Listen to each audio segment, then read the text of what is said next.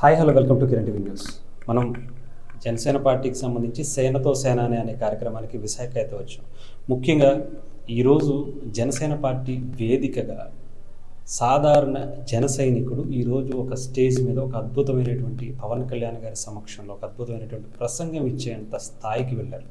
సాధారణంగా చాలా సందర్భాల్లో పవన్ కళ్యాణ్ గారు చెప్పే విషయం ఏంటంటే, నేనే నా సైనికులు తయారు చేసుకుంటాను. ఇది అక్షరాల నిజమైనటువంటి సందర్భంగా నాకైతే కనిపిస్తుంది. దాంట్లో ముఖ్యంగా ఈరోజు స్టేజ్ మీద మాట్లాడిన వాళ్ళు రామారావు గారు మనతో పాటు ఉన్నారు. ఆయన ఎప్పటి నుంచి పనిచేశారో అన్నది ప్రత్యక్షంగా నాకు చాలా బాగా తెలుసు. ఆయన సోషల్ మీడియాలో ఆయన పర్సనల్గా వీడియోలు చేసుకుంటూ ఆయన ఇప్పుడు ఫీలింగ్ ఏంటి, పవన్ కళ్యాణ్ గారు ఆయన పక్క నుండి మాట్లాడిపించేంత స్థాయి వరకు ఈ జర్నీ ఎలా సాగిందని తెలుసుకున్నాం. నమస్తేనా, ఎలా జరిగింది నిజంగా ముందు ఫస్ట్ ఆఫ్ ఆల్ మీకు కంగ్రాచులేషన్స్. నిజంగా చాలా అద్భుతంగా మాట్లాడారు. ముఖ్యంగా ఏదైతే సుభాష్ చంద్రబోస్ గురించి పవన్ కళ్యాణ్ గారి గురించి కంపేర్ చేసి చెప్పారో అది ఎలా అనిపించింది? నిజంగా అక్కడ ఉన్నప్పుడు మీరు ముందే ఏమన్నా ప్రిపేర్ అయ్యి వెళ్ళారా, లేదా అక్కడికక్కడ ఇలా మాట్లాడాలని మనసులోంచి వచ్చిందా? అంటే ఇది ఒక్కరోజు ప్రయాణం కాదు కదండి. ఎన్నో సంవత్సరాల నుంచి మనం కళ్యాణ్ గారి కోసం వర్క్ చేసుకుంటూ ఆయన ఓటమిలోనూ ఉన్నాము, ఆయన గెలిచే వరకు కూడా ఉన్నాము. అంతకుముందు ప్రతి ఒక్కరు అడిగేవాళ్ళు, అంటే నేను బై ప్రొఫెషన్ చార్టెడ్ అకౌంటెంట్ని, ఒక యూఎస్ బేస్డ్ ఎంఎన్సీలో వర్క్ చేసుకుంటూ ఉంటాను. అసలు రాజకీయాలకి సంబంధం లేని ఫ్యామిలీ. బట్ కానీ కళ్యాణ్ గారి భావజాలము, ఆయన సిద్ధాంతాలు నచ్చి మనము పవన్ కళ్యాణ్ గారికి సపోర్ట్ చేసుకుంటూ వచ్చాము. సో అది ఈరోజు ఏదో స్టేజ్ మీద ఎక్కాం కాబట్టి చెప్పడానికి కాదు. ఆయన నిజంగా మనకు ఒక యూనిక్ లీడర్. ఎంతోమంది లీడర్స్ ఉన్నా కానీ అందరూ కూడా ఇప్పుడు వేరే పార్టీలో ఉంటారు. మీరు ఎంత ఇస్తే ఈ పదవి ఇస్తాము, ఇంత ఇస్తే మీకు ఈ స్థానం వస్తుంది అని చెప్తారు, తర్వాత ఇంత సంపాదించుకుని అంటారు. కానీ పవన్ కళ్యాణ్ గారు మాత్రమే యువకుల్ని నాయకులుగా ఎదగండి అని చెప్పేసి సమాజ సేవ వైపు నడిపించారు. ఆయన ఇర్రెస్పెక్టివ్ ఆఫ్ ద నాయకత్వం, ఆయన ఎప్పుడు కూడా ఆయన నమ్మిన సైన్యాన్ని సమాజ సేవ వైపు నడిపించారు. సో అందుకే నేను ఎప్పుడు అనుకుంటాను, సుభాష్ చంద్రబోసు ప్రభావితం చేసింది, ప్రాణత్యాగం చేయమన్నది దేశం విముక్తి కోసం అయితే కనుక ఒక బిన్ లాడెన్ అనేవాడు కూడా ప్రభావితం చేస్తాడు, కానీ అతను వినాశనానికి చేస్తాడు. సో నాకు వేరే లీడర్స్ అలా కనిపించారు. పవన్ కళ్యాణ్ గారు సుభాష్ చంద్రబోస్ల గారు లాగానే కనిపించారు. నిజంగానే ఈరోజు పవన్ కళ్యాణ్ గారు మీరు చెప్పిన ఆ భావాలు ఏవైతే ఉన్నాయో, ఆయన మొదట స్టార్ట్ చేసిన ఎవరో ఒక్క ఎమ్మెల్యేతో 2019లో మొదట అయిన ప్రస్థానం ఈరోజు 100% స్ట్రైక్ రేట్ ఇచ్చారు. ఈ జర్నీ మీకు ఎలా అనిపించింది? అంటే ఇంత ఒక సాధారణ పార్టీ నిజాయితీ అని నమ్ముకొని, జీరో పాలిటిక్స్ అని నమ్ముకొని ఒక పార్టీ వచ్చిన తర్వాత ఇది సక్సెస్ అవుతుంది, మనం దీని వెనకాల ఉంటున్నాం. చాలా మీరు చెప్పారు, ఎంతోమంది తిట్టారు, ఇదేం పార్టీ రా, ఇది పిల్ల పార్టీ, అది ఇది అని. ఇప్పుడున్నటువంటి పరిస్థితుల్లో ఎలా అనిపించింది, ఏమంటున్నారు నిజంగా? అంటే జనాలను కూడా మనం అప్పుడు నిందించుకోవడం కాదు. ఫస్ట్లో వచ్చినప్పుడు ఎవరికైనా నమ్మడానికి టైం పట్టిద్ది. అప్పుడు పవన్ కళ్యాణ్ గారు వచ్చినప్పుడు కొంచెం టైం ఇద్దా అనుకున్నారేమో. బట్ కళ్యాణ్ గారి కన్సిస్టెన్సీని చూసి ఎవరైనా మారిపోతారండి. ఆయన ఎవరినైనా మార్చేస్తారు. గత సంవత్సరం ఒక పెద్ద మనిషి ఉన్నాడు, కొబ్బరికాయ కొట్టాలి అంటే రాయిని పైకి లేపించుకున్న అతను ఈ సంవత్సరం కింద కూర్చొని పూజ చేశాడు మొన్న వినాయక చవితికి. సో అలాగే ఎవరినైనా మార్చేస్తారు కళ్యాణ్ గారు. మనం నాలాంటి వాళ్ళే కాదు, అంటే నేననే కాదు కానీ చాలామంది జన సైనికులు ఆయన ఓడిపోయి కాబట్టి ఇంకా కసిగా పనిచేశారు. ఇలాంటి నాయకుని మనం గెలిపించుకోవాలి అని చెప్పేసి కళ్యాణ్ గారు ఎంత కన్సిస్టెన్సీగా ఆయన పని ఆయన చేసుకుంటూ ఉన్నారు, అంతే కన్సిస్టెన్సీగా ముఖ్యంగా జన సైనికులు అలాగే సపోర్ట్ చేసుకుంటూ కళ్యాణ్ గారిని ఎవరైనా విమర్శించిన, ఆరోపణలు చేసిన ఎక్కడా కూడా తగ్గకుండా వీళ్ళు ఎన్నో కష్టాలు, కేసులను, బెదిరింపులను మోస్తూ కూడా కళ్యాణ్ గారికి అండగా నిలబడ్డారు. సో ఓవరాల్గా ఈరోజు మనకి సక్సెస్ వచ్చినప్పుడు నేను అదే చెప్పానండి, మనకు సక్సెస్ వచ్చినప్పుడు ఇక్కడితో మనం ఆగిపోకూడదు. ఇది కాదు మనం కావాలనుకుంది, ఊరికే గెలుపు కాదు. గెలిచిన తర్వాత మన ఆశయాలకు తగ్గట్టుగా ప్రభుత్వాలు పనిచేయాలనుకున్నాం. సో ఆ ప్రభుత్వాలు పనిచేయాలంటే ఎవరు? అక్కడ ఉండేది ఆఫీసర్స్. సో ఇప్పుడు కళ్యాణ్ గారు మన దగ్గర నుంచి ఏం కోరుకుంటున్నారంటే, అదే ప్రభుత్వ సంస్థల్లో, అదే స్థానిక సంస్థల్లో కళ్యాణ్ గారి ఆశయాల్ని పుణికిపుచ్చుకున్న జన సైనికులు ఉండాలి. అప్పుడే ఈ ప్రభుత్వం అనేది నాకు తగ్గట్టుగా, నా ఆశయాలకు తగ్గట్టుగా ఉంటుంది. నిన్న కూడా చెప్పారు చూడండి, జనసేన సిద్ధాంతాలని, ఆశయాల్ని మీరు నరనరాల్లో ఎక్కించుకోవాలి అని అన్నారు. అలాగే మీరు ఎక్కించుకున్న వాళ్ళకి ఆయన అవకాశం, ఇప్పుడు కేవలం ఆయన రాజకీయ నాయకుడు కాదండి, నాయకులను తయారు చేసే యంత్రం అయ్యాడు. ఎంతోమందికి అవకాశాలు ఇవ్వడానికి సిద్ధంగా ఉన్నాడు. జన సైనికులు చేయాల్సింది ఏంటంటే కేవలం ఎలిజిబిలిటీని తెచ్చుకొని రెడీగా ఉండాలి. అంటే ఒక వార్డు సచివాలయంలో కావచ్చు, ఎంఆర్ఓ ఆఫీస్లో కావచ్చు, లేదా చట్టసభల్లో కావచ్చు, న్యాయ వ్యవస్థలో కావచ్చు, ఒక ఉద్యోగం కావాలంటే దానికి తగ్గట్టు క్వాలిఫికేషన్తో అన్న నేను ready, I'm ready for this position, అట్లాగా ఎవరైనా పోటీ చేయాలనుకునే వాళ్ళు బలగం పెంచుకొని అన్న నాకు ఎంత బలం ఉంది, yes I'm ready for this position అని వీళ్ళు ఎలిజిబిలిటీతో రెడీగా ఉంటే కళ్యాణ్ గారు పిక్ చేసుకోవడానికి రెడీగా ఉన్నారు.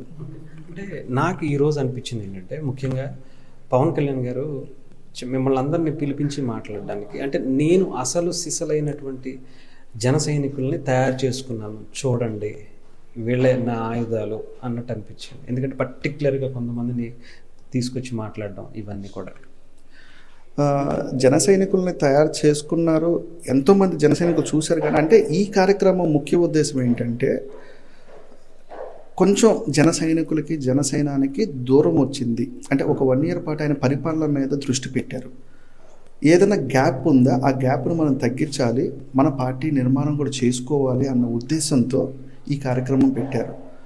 అందులో భాగంగా మొదటి నుంచి జెండా పట్టి సోషల్ మీడియాలో కావచ్చు, క్షేత్రస్థాయిలో కావచ్చు, జనసేనకు బలంగా పనిచేసిన వారు మొదటి నుంచి ఉన్నవారిని మేము మర్చిపోలేదు, గుర్తిస్తున్నాము అని చెప్పడానికి ఈ కార్యక్రమం చాలా చక్కగా జరిగింది. అంటే దానికి ఎగ్జాంపుల్ ఏంటంటే నేను 2014లో కళ్యాణ్ గారి భావజాలంతో పార్టీలోకి వచ్చాను. 2017 నుంచి క్షేత్రస్థాయిలోకి వెళ్ళి ప్రచారం చేశాము. 2019లో ఓడిపోయిన తర్వాత కూడా 100 crores ఆన్ జనసేనాని బర్త్డే అని ఒక వినూత్నమైన డొనేషన్ క్యాంపెయినింగ్ కార్యక్రమానికి నేను పిలుపునిచ్చాను.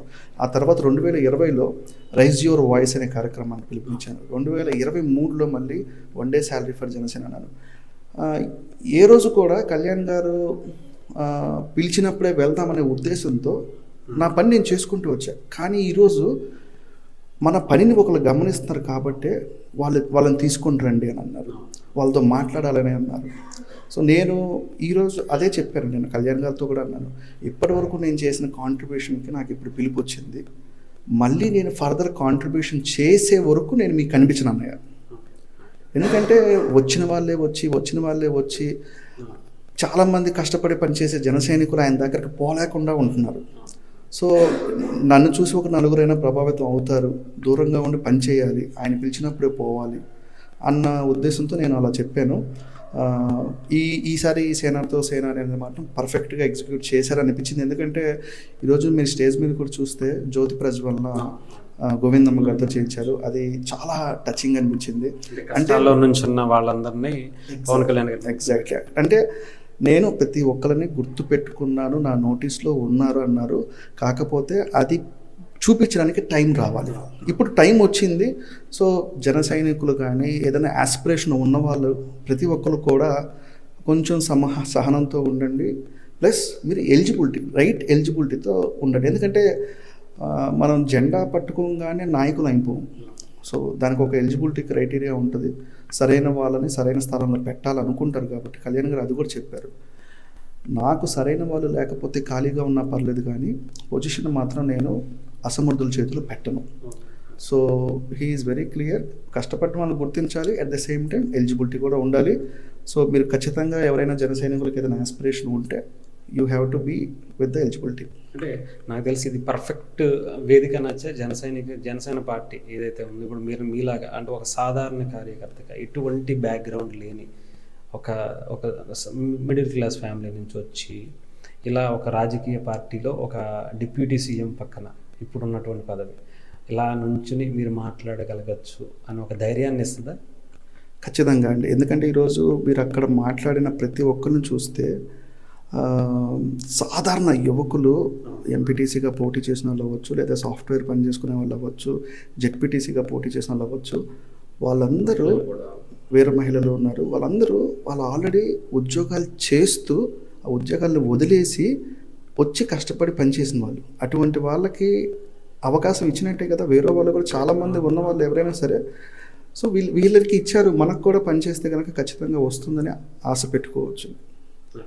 ఏదైనా కానీ నిజంగా ఒక చాలా మంచి అట్మాస్ఫియర్ కనిపించింది ఈరోజు. ఒక నిజంగా భారతదేశానికి కావాల్సిన అస్సలు సిసలైన అప్పుడు మీరు అన్నట్టు సుభాష్ చంద్రబోస్ మన స్వతంత్రం తీసుకొస్తే ఆ విలువలను ఇప్పుడు పవన్ కళ్యాణ్ గారి రూపంలో ఆ ఫలాలు మీలాంటి వాళ్ళు ఎతికి తీసుకొచ్చి మళ్ళీ దేశానికి ఒక గొప్ప నాయకులను తీర్చిదిద్దాలి అనేది. సో అది నిజంగా వర్కౌట్ అవ్వి ఇప్పటి వరకు కొంచెం ముందుకు వచ్చింది. ఇలా ముందుకు వెళ్ళాలి. మీలాంటి వాళ్ళు చాలామంది ఇంకా జనసేనలో మీలాంటి వాళ్ళని చూసి ప్రభావితమై రావాలనుకుంటున్నాను. All the best. Thank you so much అండి. కిరణ్ టీవీతో మాకు ప్రత్యేక సౌజన్యం ఉంది. ఎందుకంటే మేము ఇనిషియేషన్ చేసిన ప్రతి కార్యక్రమంలో మా గళాన్ని బలంగా ప్రజల్లోకి తీసుకెళ్ళడానికి సపోర్ట్ చేశారు. మా one day salary for Janasena అనే ఇనిషియేటివ్ కూడా చాలామందికి ఇది చేరితే పార్టీకి ఉపయోగపడుతుంది అన్నారు. అలాగే కిరణ్ టీవీ యాజమాన్యం కూడా వారి వన్ డే సంపాదనని పార్టీకి డొనేట్ చేశారు. So we are so thankful for your valuable support for Janasena party అండి. Thank you so much.